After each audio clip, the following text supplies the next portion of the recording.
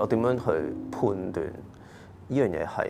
我係咪一個屬於巔峰嘅表現咧？因為其實好多時做導演或者做創作，好多時都係一個人行先嘅。咁我會認為前邊獨處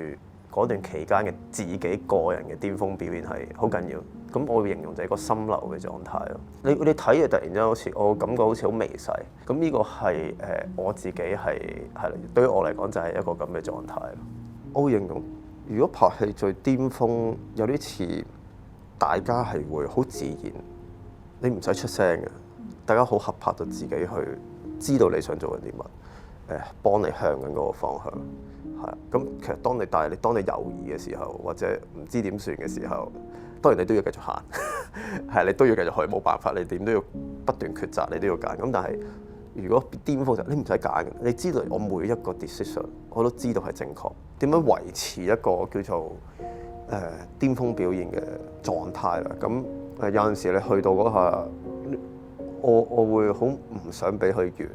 即係你知道，但係你知道係有完嗰下，永遠你冇可能長期 keep 住噶嘛。咁但係完咗啦，你又點樣去 pick up 翻咧？咁你又發覺原來我用翻，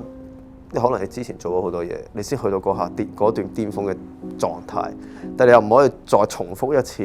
一模一樣係你係，因為你要尋求另一個巔峰嘅話，其實你全部你又要重新有一次打麻雀，你要重新洗個牌，又要重新去面對嗰副牌，咁你類似就咁，所以呢段期間不斷就係一個咁嘅 cycle， 咁我會形容就係一個